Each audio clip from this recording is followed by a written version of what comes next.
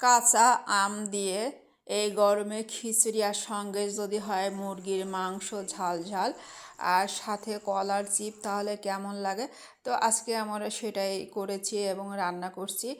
তো প্রচণ্ড গরম পড়ছে, আমার হাজব্যান্ড একটু আজকে খাবার নিয়ে বাইরে যাবে, তো বললো একটু খিচুড়ি মুরগির মাংস করো। তো আমি বললাম যে গরম পড়ছে যেহেতু আম কেনা হয়েছে কাঁচা আম, তো কাঁচা আমটা দিলে একটু টক টক আচারের ভাবটা আসবে এবং গরমে বেশ শরীরের পক্ষে উপকার। তো আজকে তাই রান্না করে ফেললাম। তো কেমন হয়েছে কমেন্ট করে জানাবেন। খিচুড়িটা একটু ঝরঝর হয়েছে, আর একটু পানি দিলে একটু খিচুড়িটা নরম হলে খেতে ভালো লাগতো। তো আমার হাজব্যান্ড টিফিন আমি বেড়ে দিচ্ছি, ওর সাথে একটা মানুষও খাবে অবসহকারী, তো দুইজনের জন্য তাই টিফিনে খাবার দিচ্ছি খিচুড়ি। দেখতে পাচ্ছেন টিফিনে দিয়ে দিচ্ছি বক্সে। তো খিচুড়িগুলা পরিমাণ মতো দেওয়া হয়ে গেলে আমি আস্তে আস্তে মুরগির মাংস অন্যান্য যেগুলা দেওয়া সেগুলা দিয়ে দিব।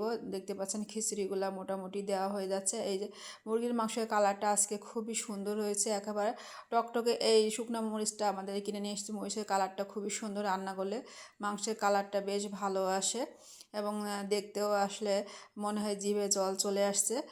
তো কেমন হয়েছে আমার মুরগির মাংস রান্নাটা একটা কমেন্ট করে জানাবেন। তো আমি এই তো মাংসগুলা সব বাটিতে সেট সেট করে তুলে দিচ্ছি। দুইটা বাটি যেহেতু যাবে, দুইটা বাটিতে পরিমাণ মতো করে দিয়ে দিচ্ছি।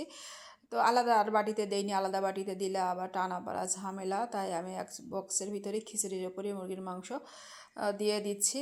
তো এইভাবে আমি মোটামুটি টিফিনগুলো আজকে রেডি করে দেবো। আর আমাদের খাওয়ার জন্য টেবিলে আমরা প্লেটে ভাত নিয়ে নিয়েছি, যেহেতু সকালবেলা আমরা খাবো। তো ভাত মাংস নিয়ে আমি মোটামুটি খাওয়া শুরু করছি। তো আপনাদের কাদের এরকম আম দিয়ে খিচুড়ি মুরগির মাংস খেতে ভালো লাগে একটা কমেন্ট করে জানাবেন।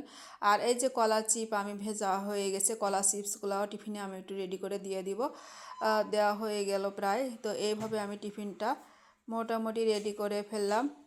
তো আমার আম ডাল দিয়ে খিচুড়ি মুরগির মাংস কলা চিপস আপনাদের কেমন লেগেছে একটা কমেন্ট করে জানাবেন। তো আমার টিফিনটাও রেডি হয়ে গেছে। তো ভালো থাকবেন সবাই, বেশি ভালো লাগলে আপনার টাইম লাইনে শেয়ার করে রাখতে পারেন।